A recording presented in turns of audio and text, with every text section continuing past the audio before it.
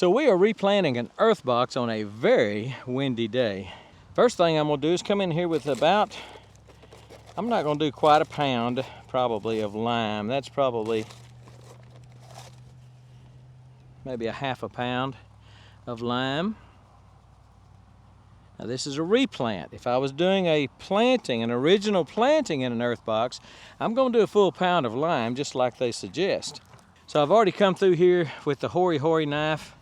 Again, if you don't have one of these, serrated on one side, got a ruler on it to where you can space your plants out if you need to. Just a great garden tool. It's a Japanese gardening tool that they invented. I'm gonna turn that lime in to about the first several inches of soil. Try to do it without spilling my soil out because that potting mix has gotten dadgum expensive. I mean, ridiculous. So I'm coming here and turn that over. Try to get that down in there. Now I'm going to water from the top, so it's going to wash some of that lime down in there. I'm really not that concerned about getting it in there. I'm not also concerned about pulling out last year's fertilizer because I used organic fertilizer instead of synthetic. So I really don't have to remove it because it's probably all gone anyway. So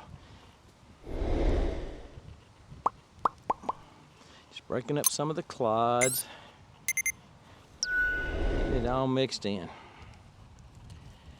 Not critical that you can't see any white on top when you're done. Still got some vegetation in it from my last planting. That would have been the fall planting of, I don't know, probably spinach or some type of brassica or something.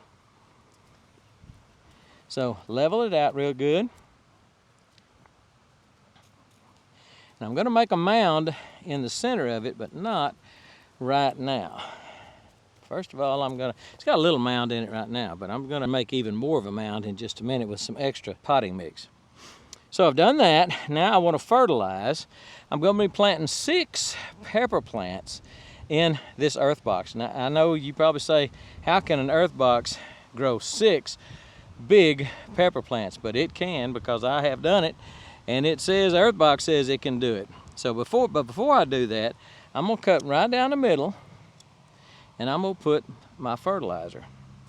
Now if this was a synthetic fertilizer, like a 10-20-10 or a 13-13 or something like that, I would put 1 pound of fertilizer down the middle, just like a earth box says to do.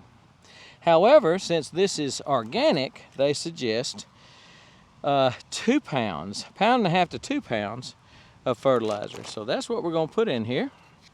I know from weighing it out that it's just about what it looks like in a cup, and it's about 1 full, this is a 2-cup measuring cup, so it's about 1 of those full, which is 2 cups, and a little bit extra, maybe a ½ cup extra, something like that, is around 2 pounds. So we got that in there, then we're going to cover it up, and then again we're going to plant 6 in here. So get my little hoary. I'm going to plant 1 there. And this soil is dry. The rest of my tubs are pretty doggone wet, but this one is dry. And I don't know why, but that's all right. 3. All right, now I'm just marking the spaces, basically. I'll cut the hole bigger in just a second.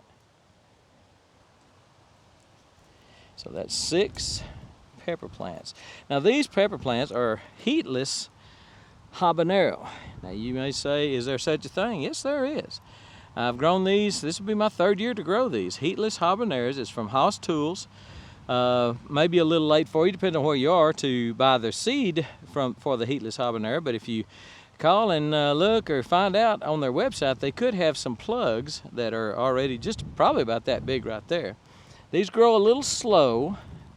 Habanero is going to grow a little slow. I've found that most any pepper that's hot, now again, these aren't hot, but it's from a habanero mama, so when they hybridized it, came from habanero peppers. So for whatever reason, it is slow growing.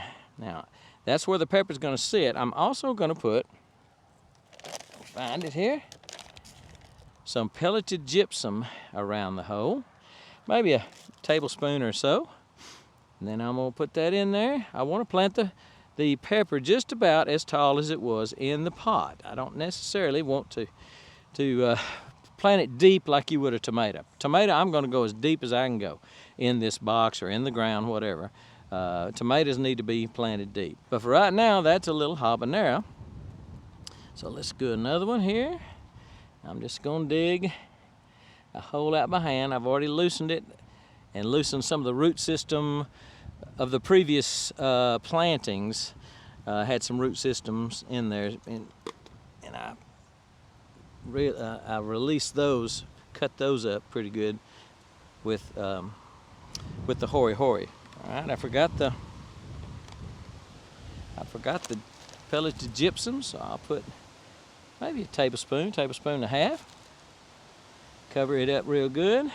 Pack the plant in there real good. You want it to get real good connection with the soil. You want the root ball and the soil ball that came out of there to get good contact with your potting mix that's in your tub here. So there's another one. We'll put it in there. Get a little bit of this. You know, a lot of people think when they think of blossom end rot, they think of just tomatoes. But I tell you what, I have had plenty of blossom end rot on peppers too, and I think cucumbers and stuff like that even gets it. So I use the pelleted gypsum on peppers because I know pelleted gypsum helps with blossom end rot, and I think it even helps with peppers. Haven't heard anybody say that, but maybe I'm saying it for the first time. Who knows? All right, put that one in there. You know, one good thing about organic fertilizer, several good things about it, but one good thing about it, if you get a little close, if I get a little close with these plants to that fertilizer strip that's in the middle, it's all right. It's not going to burn it. This is a 5-4-3 fertilizer, and it's just not going to burn it at all. Put that in there. And again, they're not a big root system on these, so it's kind of the root ball is kind of crumbling as I put it in there. That's okay. Just want it to stand up good, stand up straight as possible. This one's got two, this one's got two. I'll come in here and thin those out, but I want to, after, you know, you look for a shock. Sometimes there's going to be a shock to your plants when you transplant them, and they're gonna wilt over a little bit, and especially in this wind right here. So for that reason, I will leave these two growing together, and then at some point I'll come in here, whichever one's growing the straightest, the prettiest, got the best leaves. This one's got a little brown spot on that leaf. Whichever one has the best look, I'll leave that one and snip off the other one. So that's planted. I said I was going to build up the middle, and I am. Let me show you how I do that. This is just a bag of the potting mix that I use, and I'm just going to make a little mound in the middle. And one reason you do that is to so when you put the cover on it, and I'm out of covers right now. Normally I would plant these in a cover. If you're wondering why I'm not putting a cover on top, I am out, and they are ordered, and they're going to be here late, but I want to go ahead and get these in the ground or in the tubs. So for that reason, I'm going to come in here and just kind of make a mound. When the cover sits on it, when you put that little white cover on it, the rain rolls off of it. That's why you want to make a mound in the center. You want to roll that rain off the top so it doesn't go down in the holes where your plants are. Why would you want to do that? Well, if the rain gets in the tub, the reason you only fertilize in an Earthbox, reason you only fertilize one time for the whole season, one time, is because it's a covered, contained system. The rain rolls off of it, the water doesn't come through it. If the water comes through it and washes through the fertilizer you put in there, it can also wash out the bottom. It'll wash out the weed pole. So you're kind of losing that fertilization, and you'd have to come back in later and fertilize some more. Now, yeah, I always usually fertilize more anyway, but I'm gonna try not to. So here it is. We got a little mound on top. I need to wet it down because that wind's blowing so hard, and my covers aren't coming for another few days. So I need to try to keep this soil on there because it's gonna blow away if I don't, because it is blowing.